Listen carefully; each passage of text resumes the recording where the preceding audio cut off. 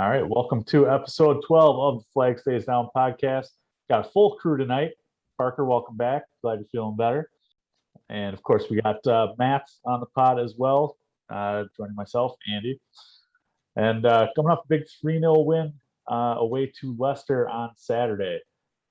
But before we get into that, I do just want to pause and certainly put out there that all of our thoughts and prayers are with the victims of the incident in Waukesha, Wisconsin. Today, Matt and I, living in Milwaukee, that's kind of in our backyard. We both know people who are first responders who are at hospitals right now assisting with this. We know people who are at the parade itself. Scary incident, so we just want to send some good vibes that way. Amen to that. So just running down that match real quick. 3-0 on the weekend at Leicester. First half goals, of course, we had a defender score, Antonio Rudiger, off of a beautiful cross off the corner from Ben Chilwell. And N'Golo Kante scores the goal of the week easily with, I don't even know how you describe it, a screamer, a curler, something, from top of the box in the 28th. And then Captain America, Christian Pulisic, scores in the 71st. How are we feeling following 3-0 this week? Boy, I loved watching this game. I personally, as I've gotten older, I've started to enjoy the early kickoff. You get to wake up, have a cup of coffee, throw the game on, and then you kind of have the rest of your day to get after it and do whatever you need to do. So, was it just me, or was this game was so comfortable? I felt at ease almost the entire match, and it always helps when you get an early goal. But even when we scored that first goal, I kind of yay, celebrated. I wasn't fired up. I wasn't massively impressed by our team with the goal. It was just you knew it was coming. You felt it. It felt easy for us. And Leicester have struggled a bit with form in this season so far. So I can kind of say that a little bit, but at the same time, Leicester's no slouch. They're a good squad, and we made them look bad. we really took it to them in a lot of different ways. And that N'Golo Kante goal was awesome. I just loved watching him scamper through. And the thing I loved watching on the replay was if someone would have closed him down, we had three people just darting into the box and ready for him to distribute. And usually what he does first is distribute, but no one's going to stop him. He's going to take the shot. And beautiful shot. I mean, well placed, super awesome goal from him. And so I just never felt like we were in jeopardy at all during the entire match to drop points. So love to see that on the early kickoff after an international break where you don't know where everyone's going to come back from a fitness standpoint or a team unity standpoint, and people traveling all over. So thought it was about as good of a match as you could expect coming from those standards. Yeah, I think I wouldn't say I was comfortable after 1-0, just because of how Leicester plays. They have been notorious for being a very counterattack team. I mean, especially with Jamie Vardy up top. I think for them, a big loss was not having, he's been my guy for a while. He's not a Chelsea guy, but he's been my guy for a while. Not having Yuri in the midfield, I mean, that's big. He's a big part of their team.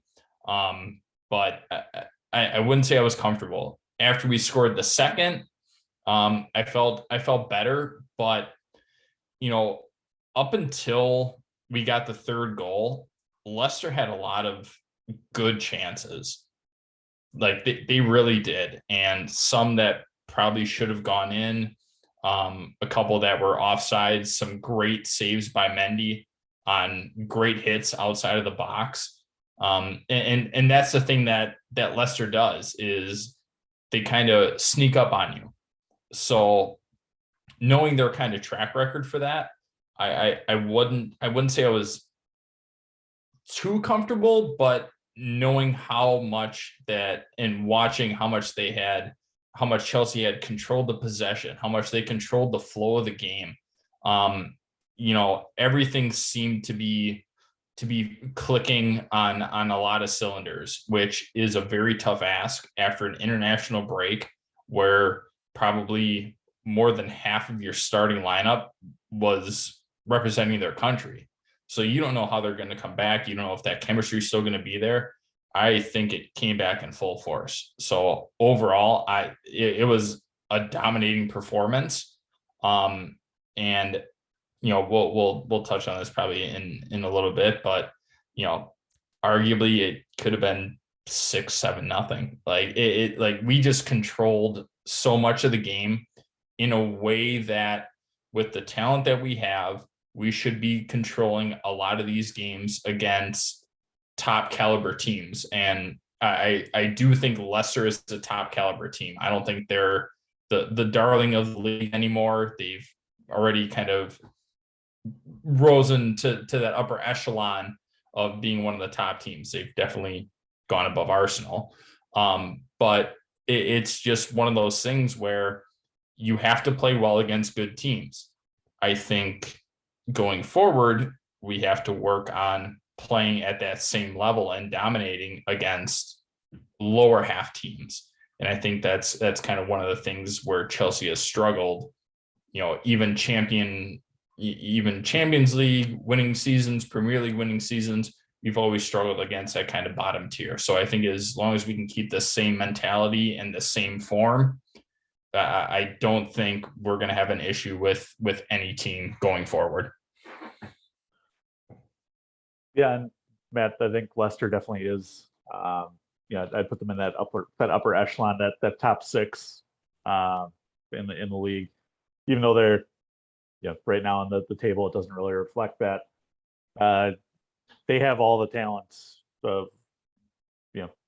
an Arsenal, of a Manchester United, of a Spurs, and it was good to finally see Chelsea basically did dominate a match against one of those top six clubs.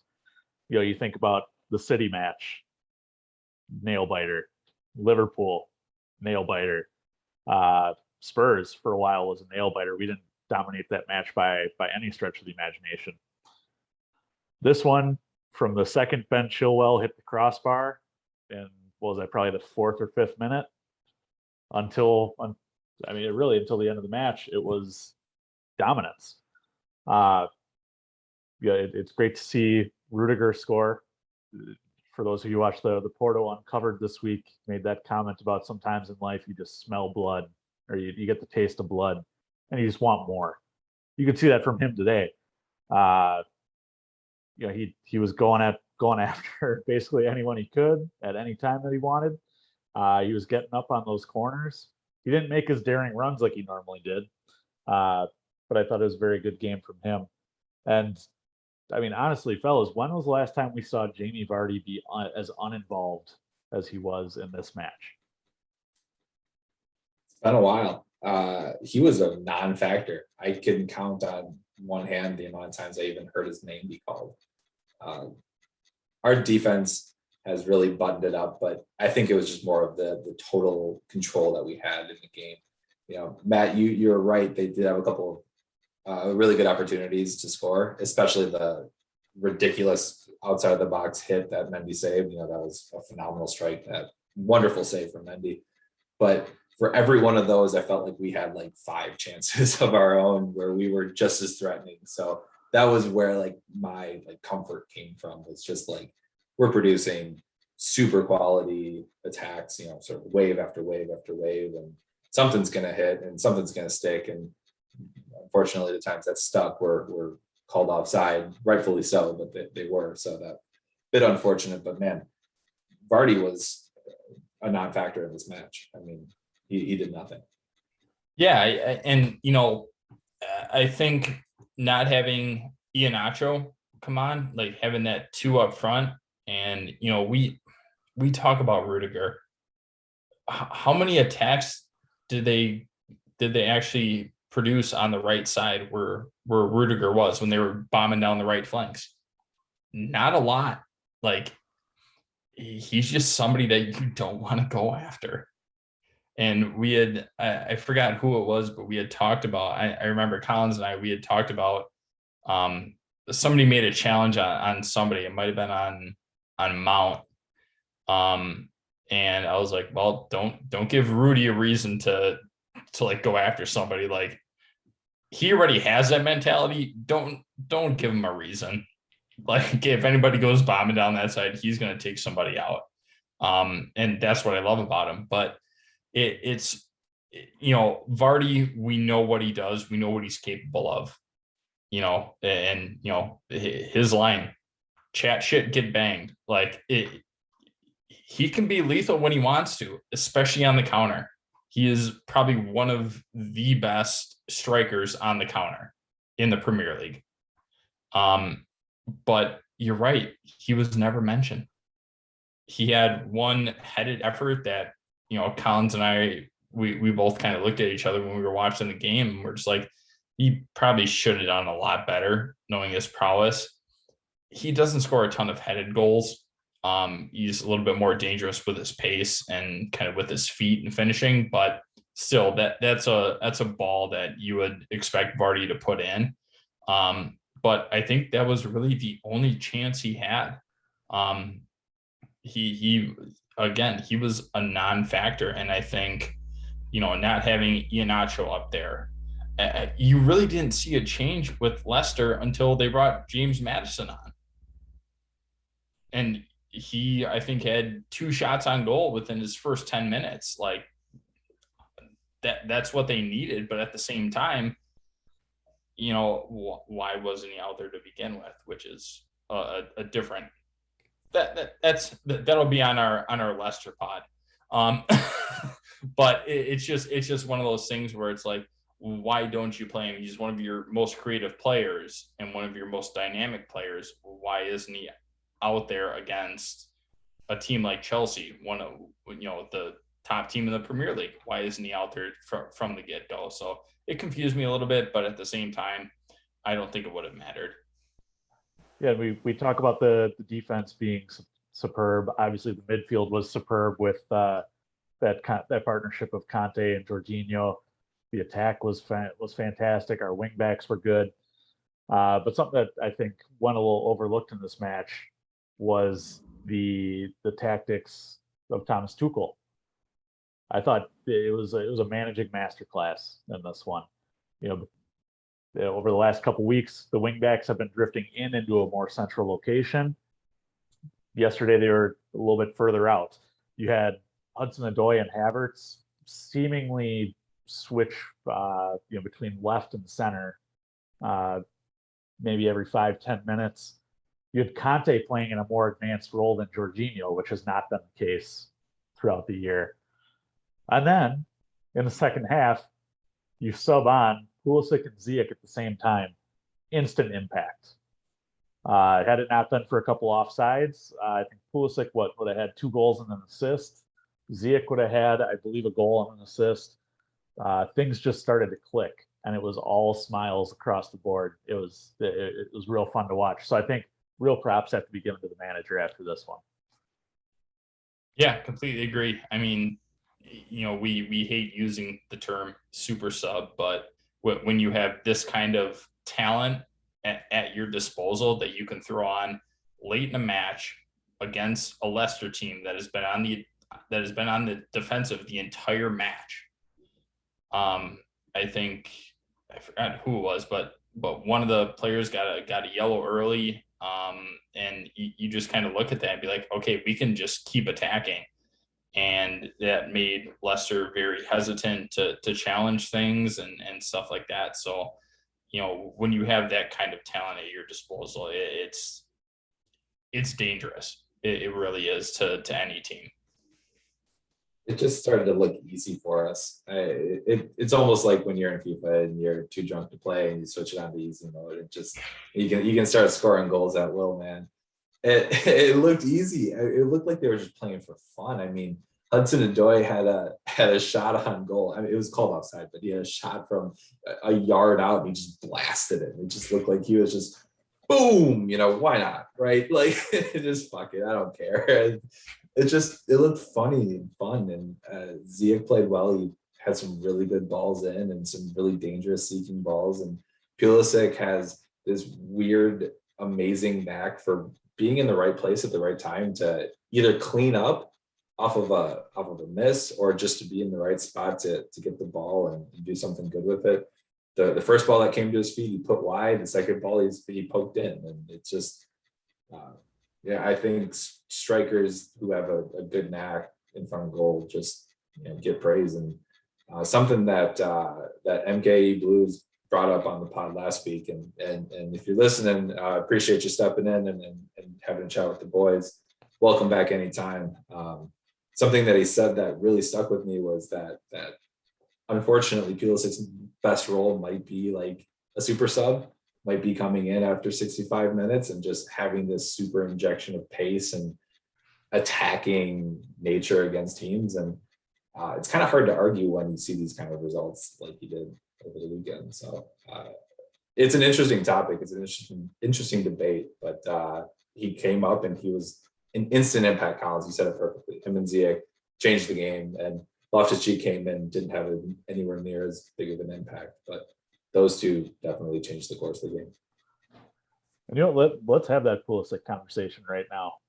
It was a great point brought up last week by Nick, and as Parker, as you said, certainly thank you for coming on. And for those of you who haven't listened to that interview yet, please go back and listen. It was a great interview with Nick. But I do want to talk about Pulisic here because I was again unimpressed with Kai Havertz in the 9 spot. I know Timo's on the bench. Timo's close to being back. Big Rom is close to being back. But in the event that this were to occur again, which if we're going to consistently play these guys all the time, it's certainly a possibility. So if you need to give either one a break, if you need to play that false 9 formation, I don't think Kai is it. I've gone on record saying maybe we should, cut our losses with Kai. Maybe it was a bit extreme, but from what I've seen out of Pulisic in the last couple matches, I think he's a difference maker. He's got the ability to get in behind the defense. He's got the ability to create goals for himself, create chances for himself. I think he's more of a threat than Kai has or ever will be as a false 9. So I kind of look at this from 2 different angles. Collins, you and I talked about this while watching the game. His pace rivals that of Olivier Giroud. You're not going to get your Kai. Okay. You're not going to get that electric pace out of most of your modern day strikers, right? He kind of fits that mold of Olivier, where he's just kind of a big body to help kind of link up play. To me, I like Kai up top to start because he's going to wear down a defense with his movement. He's going to make the center backs come and approach him. He's going to be able to create a little bit as kind of that on-ball target. I do see the other side though, like Christian being on the pitch, making those runs early. Like, yeah, that's going to create a lot of opportunities, but at the same time, late in the game, you want somebody with pace after Kai has worn down the defense and made them defend him because everybody knows that his link up play is actually pretty good. So I find it kind of difficult to say, yeah, let's start Christian up top in that false 9. Again, he's a little bit more interchangeable than Kai, I feel like. So if you do have a front 3, let's just say for instance, let's say it's like Pulisic, Mount, and Cho, you have guys that can just run and do what they need to do and change out wherever. You have 3 guys who are very free flowing and not necessarily built into a system. So you have a lot of interchangeability there. But I do like the idea of Kai being that target man, and trying to build off of him, at least early in the game, just to kind of wear down the defense until you can bring on somebody else like Christian or whoever else with more pace. So I could see it either way. Yeah. How do I start this? I'll start by talking about Kai. I can't figure Kai out. I kind of go back and forth on him a lot, and I don't know exactly. What's tough is that we're doing well and we're winning, and so I think that disguises stuff in my own head because we are doing well and we're winning, and I see him do stuff out on the pitch that I enjoy, but I don't think he gives us enough production that's needed. And I think if we were drawing and losing matches, we would be looking at him as one of the reasons why. Like, we're not getting enough out of him. And the fact that Conte scores goals and Reece James scores goals and Ben Chilwell scores goals, I think covers up for that a little bit.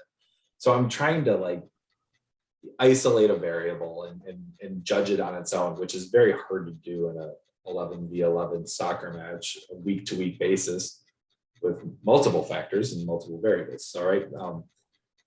So Kai Havertz to me is a C+ student, B- student. He does some good things. He does enough to warrant being out there. I think he's positive at times, but he is not phenomenal. And he's just not going to be, he's never going to live up to the price tag for sure. Some people will argue with me and say that the fact that he scored the Champions League goal already pays for his price tag, but I don't think he lives up to his price tag in terms of just value, which then gets us to Christian Pulisic, right? That's the debate. And I kind of said to it earlier, and I think strikers or nines, if you will, just have a way about getting goals in the box and finding a way to put the ball in. It's not like the sexiest movement on the planet. It's not the sexiest goals on the planet. And the person that I think about when I think about that statement is Diego Costa, someone who you'll never put as like a spot kick taker or a free kick taker or anything like that, but just being in the right spot and usually ending up on the ground and in the back of the net, but diving and scoring goals and being in the right spot at the right time and just finishing, just a true finisher. And I think Pulisic is more of a true finisher than Kai Havertz is, without a doubt. I think Kai is a little bit more technical and a little bit like silkier, if you will, but Christian makes these darting runs. And if he's playing in a 9 central role, I think balls are going to come into his feet and he's going to be able to get something on target. And good things happen when you get the ball on target. So I think in that role, I think Christian's going to be a better fit for you if you have to sub off Rom. Let me change the context of the question a little bit. We have 2 very important matches coming up.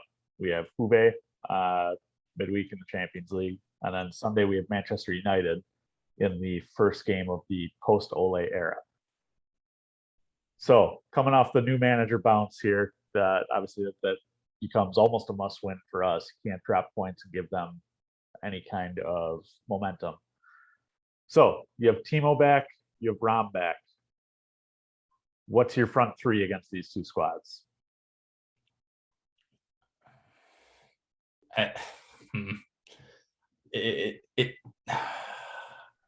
That's a very loaded question. To me, it goes back. Let's focus on. Sorry, Matt. Yeah, United only, because Juve, we only need a point out of the next 2 games or the last game against Juve. So throw the Juve game out. Just go United straight up. Must win against United. If I'm going must win against United at full health, if I have everybody at my disposal, I am going Rom up top. I'm going Timo on the left. And I'm going Mason Mount on the right. I still, it kills me to say this, I like having Christian late at the end of the games to give a different dynamic, because we just elaborated on that with Kai, like the Kai versus Christian. It brings a whole different dynamic. Kai is going to be the target man, but then you have Christian who's going to make these intricate runs and break down the defense when the defense has been so used to just focusing on Kai and making sure he doesn't get the ball and things like that. You flip it, bring in a different dynamic and a hell of a lot more pace and creativity. So I think, to me, it's tough because, Mount, Pulisic, to an extent, Ziyech, Cho, Timo, they're kind of interchangeable, right? You can kind of go wherever you want to bring in. If you need to switch something a little bit differently, you can bring one or the other on, which is why I think that it's a very tough question that I think Tuchel has to deal with on a daily basis. Like, and obviously we're talking about now, what is my best front three? I still don't think that he knows. I don't think that anybody knows, because he has so much fluidity and dynamic people at his disposal, whether they start or they're on the bench, and he's smart enough. If I'm going to play somebody for 60 minutes and it's not working, boom, I'll throw somebody else on. We'll change the front three. We'll change the dynamic a little bit. We'll make those runs. We'll bring on somebody who just kind of switches the tactics up front. I think if I'm going into United, Rom, Timo, Mason Mount. I'm close, but not exactly the same. I am big Rom up top. So I think he's earned it, and I think you have to. As much as I like Pulisic up as the 9, I just think if you have Rom available, you play him. Mason Mount, even though I wasn't super impressed with Mount against Leicester, I thought he had one of his weaker games.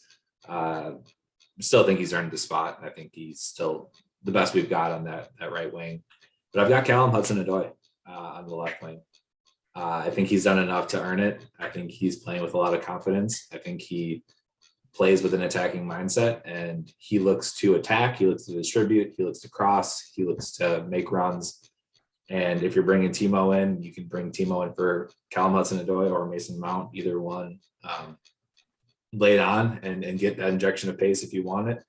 But I think Hudson-Odoi is in really solid form right now. And I think if you're playing United in a week's time, you gotta stick him in.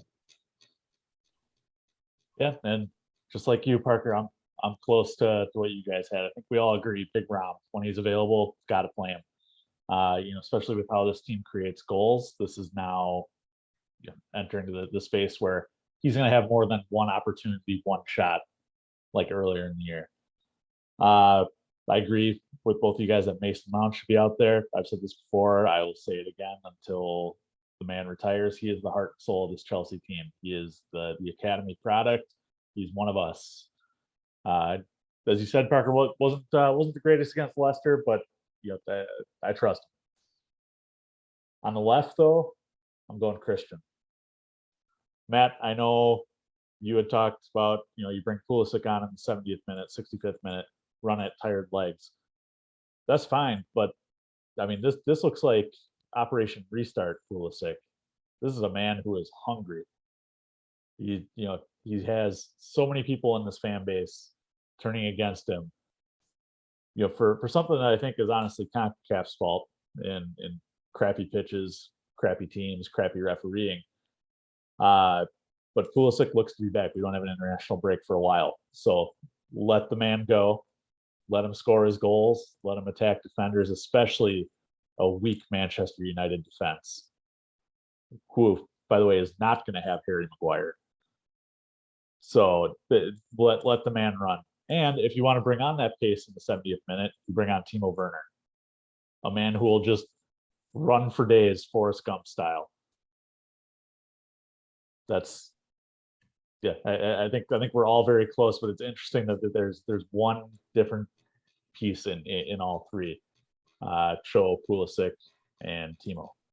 Yeah, I'll caveat my response quickly just to say that if you asked me this question 3 weeks ago, Collins, I was 100% with you, where it was Pulisic in that role. But I look at form as an important factor in this. And I just think Hudson-Odoi is just oozing with confidence as well. So that was my like very, very, very slight difference maker in my decision. But I love that lineup as well. I really, really like that idea of Christian on that left side, attacking all day.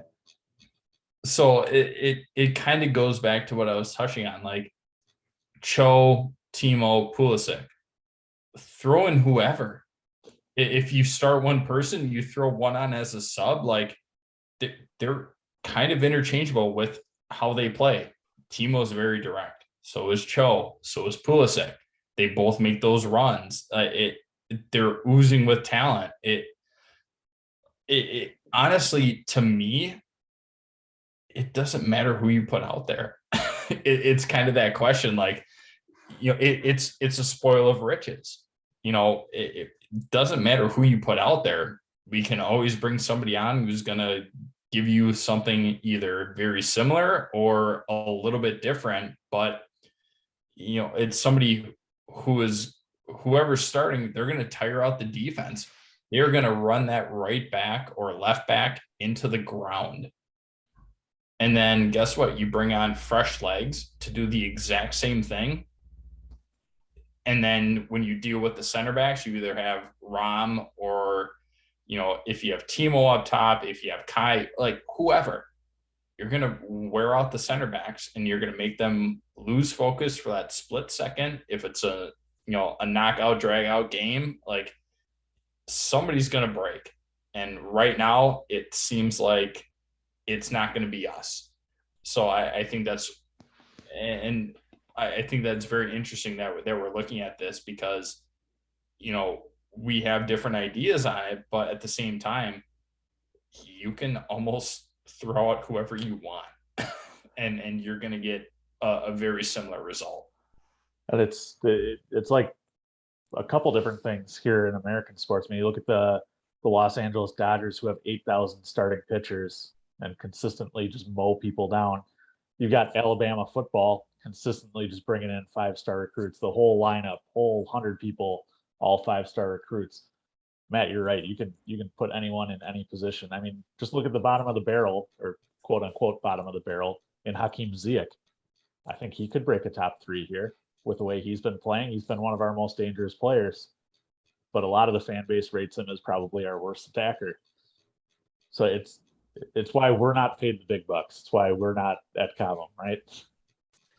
It's true, but at the same time, like if you throw Ziyech in against Juventus midweek, he's serviceable. He can do the job. He can make an impact. He can be positive. Like we're playing without Timo Werner and Romelu Lukaku, two of the bigger names that we've brought on in the past couple of years, and we're mowing teams down and dominating possession. Like we should be talking about hanging on to draws and losing matches we shouldn't be losing, and we're talking about winning 3-0 and almost winning 7-0. Like this match was silly. Yeah, it was a fun match to watch. And Parker, when we were texting, you said it perfectly. We're up 3-0 and we're still frustrated. Like that's what we've come to expect now. You know, yeah, you're up 3-0, should have been 6 or 7. And, you know, the offsides, they weren't off by much. Almost every single one of them, maybe a yard at best was the most. But, you know, just little bits here and there. But it's just one of those things where, you know, I think Tuchel has done a good job. And this is coming from us as fans. You know, we expect a lot, but I think he's managing those expectations very, very well. Like if you watch him on the sidelines, he's not happy with 3-0. If you listen to his presser, he's not happy with 3-0. He will constantly say, we didn't do everything that we wanted to. We got the victory. That was great. We got the 3 points, but we still have improvements to make. And I think that he has his team in a position where, you know, you seize every opportunity, not just the ones that kind of happen. And I like that attitude out of my manager, and especially with the way that he has his team playing.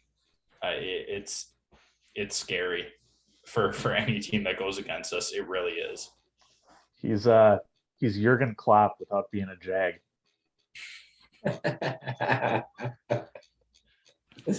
Nailed it. All right. So I real quick wanted to play a game with you guys here called Keep, Sell, Loan. There's been a lot of, as we're getting into December and January here, been a lot of names coming up in terms of possibly leaving the club. So we'll just go through here. We'll see what we agree on, what we don't, hash it out. How's it sound? Perfect. Sounds good. All right. So number one, we were just talking about him here. Keep, sell, or loan, Hakim Ziyech. Go ahead, Matt. Loan. I think you loan him. I don't think he's a complete bust, just because he was playing in the French league. We all know outside of PSG and Lyon, maybe Marseille, the French league is kind of a joke. He was in the Dutch league. Even better. Like, again, anybody can dominate that, right? but either way, right? He's doing stuff like that. He's putting up big numbers, and then we've seen what he can do, especially against us. He had that beautiful left foot curler against us from 25-30 out. We know what he can do. This is a whole different element for him, and I think he's still struggling to kind of find where he fits in. I think he's getting better, especially in his recent matches. I think he's getting a lot better. I do think 1 year on loan with, and I think we've talked about this, probably with like La Liga, some place that's a little bit more technical, where he can kind of do a lot of those things, not as physical. I think he would thrive there, and I think that would help him kind of develop a little bit more in order to bring it back to the Premier League. He's a sell for me at the end of the season, not in January. I think we need him for the remainder of the season, just with the amount of fixtures that we've got coming up. But sell after the end of the year. I think just doesn't fit the system perfectly, and I think it wasn't a failed experiment. I think he was fine, but just not perfect. So there's other people you can bring in that fill that role. So sell at the end of the year. And I'm a keep. So we've got all three. Oh, he's 28. He's serviceable. Hold on to him until he's 30. Let him go. All right. Keep, sell, loan. Cesar Azpilicueta. We call him Dave. I think you have to keep him with the system that we play, and with Reese, you need another right back. I hope we keep him. I can also see him wanting to leave and make a little bit more at the tail end of his career. I think he's being transitioned out at the club just a bit, because you see him popping up less and less frequently. So I think I could see him leaving. I want to keep him personally because I like him, but it's a split decision. I like the commentary on this one. I'm going to keep it going. I'm going to say keep. But only as, like you said, that transitionary piece. And they'll keep him around as long as his pay demands don't exceed what the club valued him at. Keeping on defenders here. Keep, sell, or loan, Andreas Christensen.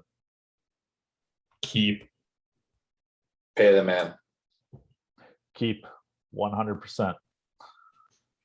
We'll stick with defenders.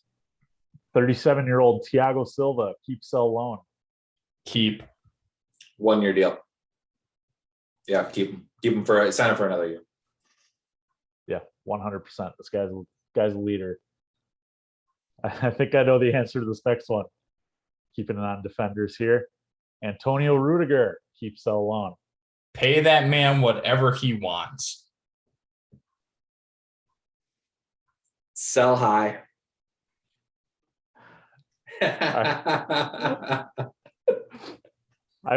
Okay.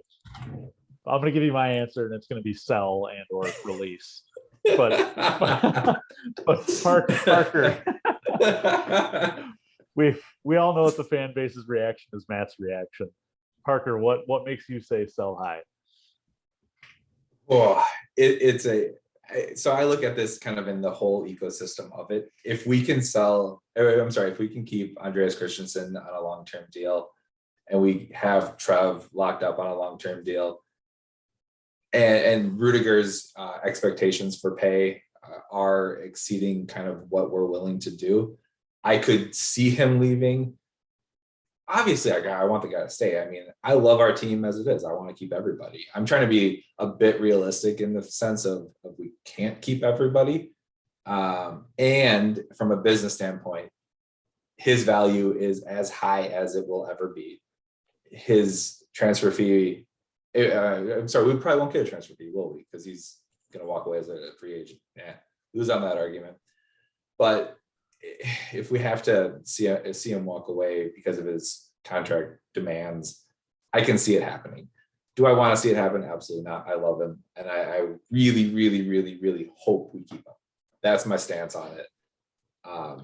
But if it so sell high is I guess the wrong way of looking at it. Can we re-sign and then sell? Is that a possibility in this game, Collins? I'll allow it. If we could do that, that would be, I think, the best of all worlds. I think we've got a really, really good core young nucleus of defenders that I really like, and Rudiger's just might not work into it with the demands he's making. Yeah, I think both parties are at fault here. I think Rudiger's asking for, rightly asking for, a lot more than what he's probably worth. I think the club is undervaluing him. But again, I can see the reasoning for that. I mean, Rudiger was playing like butt when Frank played, or when Frank was the manager. And who's to say if we sack Tuchel for some unfortunate reason that Rudy's not going to revert back to Frank Lampard Rudiger. So I can see it from both ways. So that's why I'm saying let him go, because Chelsea has a history of not retaining managers long term. I don't trust Rudiger to transition well to a new manager. Matt, do you have any response to either of those? Where do I start? So my biggest thing with Rudiger, and if you take him out of the equation, right? If you look at our defenders right now, our center backs specifically, who's your enforcer? Nobody. He is. Right? Yeah. Thiago Silva. Yeah, if he's going to be able to catch up to it. Like, you have to keep in mind, he's 37. He plays smarter than everybody else. So he doesn't have to make those long darting runs, or he doesn't have to make those catch-up plays, things like that.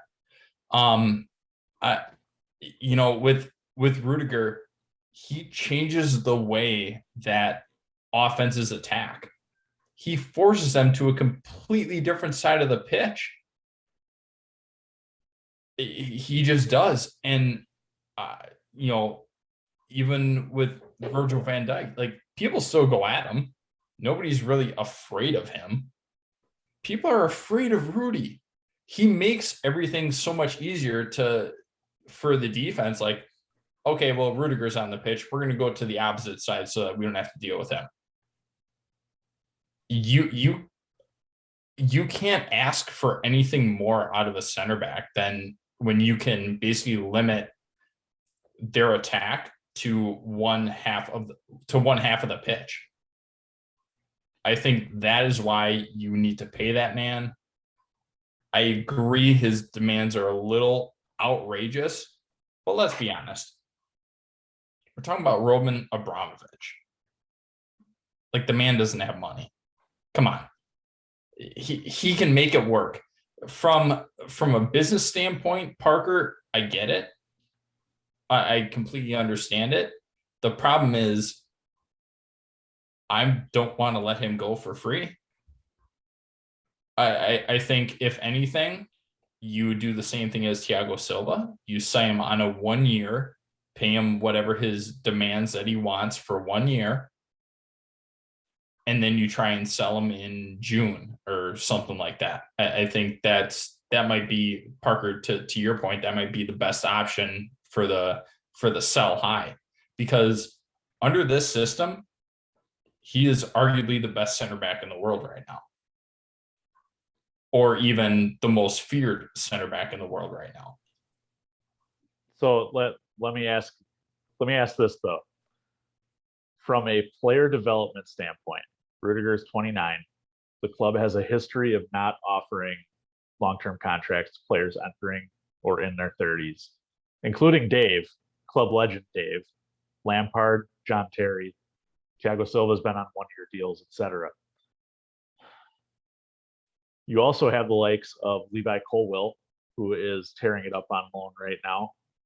You have Chalobah locked up on a 5-year deal. In our scenario here, you have Christensen locked up, who is significantly younger than Rudiger. And you have former Barcelona starlet, supposed to be the next Virgil van Dijk, Xavier Bayamba, playing in the PL2 right now. Does re-signing Rudy to a 2, 3, 4, 5-year deal hurt the club long term? Just as right now the midfield is possibly hurting the development of a Billy Gilmore, a Conor Gallagher, et cetera, et cetera. I say no. We have a center back that's 37 years old right now, and we all agreed to keep him on till he's 38. So if you're talking about it from that standpoint, we all agreed to sign a 38-year-old, potential 38-year-old to a 1-year deal. I don't think it hinders anything, because it's been well documented, the Chelsea loan army, like Conor Gallagher is thriving at Palace, right? He's thriving there. Billy Gilmore, we know the situation with Norwich. It's just, unfortunately, it's just unfortunate. like it really is. Let me change Conor Gallagher, for example, to Ruben Loftus-Cheek. He's getting minutes. He went on loan, and now he's coming back into the fold and getting his minutes. Right. Don't you think his development was stunted with that Fulham loan? No, I think if anything, it grew. I really do. He got a lot more minutes, especially in the Premier League. I think he got that, and we're talking about our youth development, right? Everybody's going to go on loan. Billy Gilmore is what, 20? He still has to earn his stripes, right? We saw glimpses of what he can do, and don't get me wrong, out of all three of us, I'm probably the biggest Billy Gilmore fan. Like I'm all about him. But when you have the likes of Jorginho, when you have the likes of Conte, Kova, RLC, Saul, who hasn't played that much, but you have all of the talent and the experience that he has, you kind of have to earn your place. For the three of us, we're all Green Bay Packer fans. We saw the transition from Brett Favre to Aaron Rodgers. Sometimes you just have to wait your turn. And I think that's kind of where it is. I don't think that having Rudiger sign a multi-year deal really impacts the development of our youth coming up. I really don't. I agree with that. However, to use a quote you use, Matt. However, the problem is when you sign a 29-year-old to, I think the minimum contract he's going to take is a 4-year deal. I think that's what he's looking for, is like a 4+ year deal, something to lock him into 33, 34 years old. And so when you do that, you're rolling the dice. You're saying, I trust your quality and your skill today, and then I trust your quality and skill in 4 years. which may or may not be the case. None of us have a time machine. None of us have a crystal ball. None of us know if that's a good bet or a bad bet. It could be a Thiago Silva bet and it's phenomenal. It could be a Willian bet and be awful. We all saw how that contract played out. Willian wanted a multi-year deal. We were able to offer him 2 years. He got 3 years from Arsenal and he did nothing, so we just don't know what that looks like, what that year 2, year 3, year 4 of that deal looks like. Collins, you mentioned it earlier. If we have a different system, different manager in 3 years, are we looking back on that Rudy deal saying this was a terrible deal? Now we're paying him inflated wages. He's older. He's lost a step. He's not that enforcer. People blow by him now, and it looks like a terrible deal. And none of us know what that is or what that is going to look like. So I think the safe move is to trust your developing players, to trust your academy, to trust the people who are coming up, who have kind of proven themselves either elsewhere on the loan army or coming up through the academy, letting someone like a Tony Rudiger walk. But unfortunate, but you let them walk and then trust the people who are coming up. So I think, I don't know. I'm one guy who lives in Minnesota who's spouting off on the internet. So I'm one voice, but that's what I would do if I was in charge of it. It's a tough one though, man. It could go either way. It could be the best bet of all time. He could just be getting better. I mean, and I really love the way he plays. That's the hard part. I'm with you, Matt. I love the way he plays. I love his attitude. I love his demeanor. I love the way he attacks. So I hope Trev just soaks it up for the foreseeable future. And I hope Trev becomes that, because I could see him just being a little bit more enforcer-like over time and, develop that for the future. That'd be great. And don't forget, you also got Ethan Ampadu to be coming back next year as well. I think it's going to be a tough pill to swallow for everyone, club, player, fans. Rudy leaving. I think at this point it's inevitable, and it just sucks that the club put itself in that position that this is where we're at. Luckily, we got plenty of people in the academy and the development team on the loan army who I think, with how the academy players have played over the last couple of years, I think you got to give the ones coming up the benefit of the doubt and at least give them a trot out. You may find the next Rudiger in that group. So one additional thing, I think it depends solely on what our mentality is as a team and a club.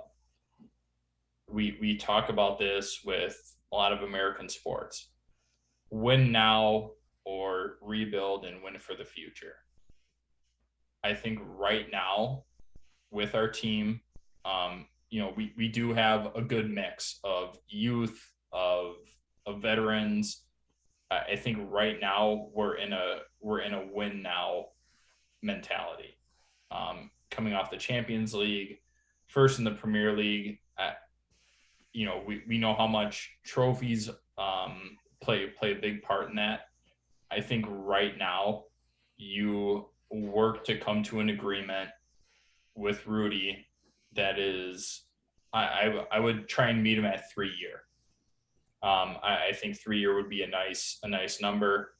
But I think we're in a very win now mentality, and also having the leadership that Tony provides, having him alongside of Thiago Silva, if we can get him for another year, to develop these center backs that we're talking about in the academy, because the academy is still, they still train, right? The people in the academy, they'll still train as long as they're not on loan. They still train with the first team. So it's not like it's going to waste. I think it's instilling that leadership and that mentality.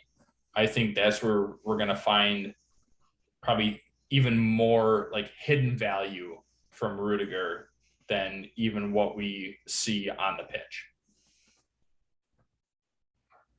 Fair enough. And we will see, exactly what all shakes out here. We've got about 5 weeks until he is eligible to sign for free with any club outside of England. So, we'll certainly, I'm sure we'll talk about it more as the season progresses here. I got two more players, so I want to run down here. First being Kepa, keep, sell, or loan. So Loan. I'm a keep, as long as you got Edward Mendy, who's going to be missing, every 2 years for AFCON. You're going to need a solid keeper behind him. If you've got Kepa on a long-term contract already, might as well have him be that backup. I don't trust Marco Bettinelli as far as I know who he is. Parker, you say, I forgot what you said already. I said sell.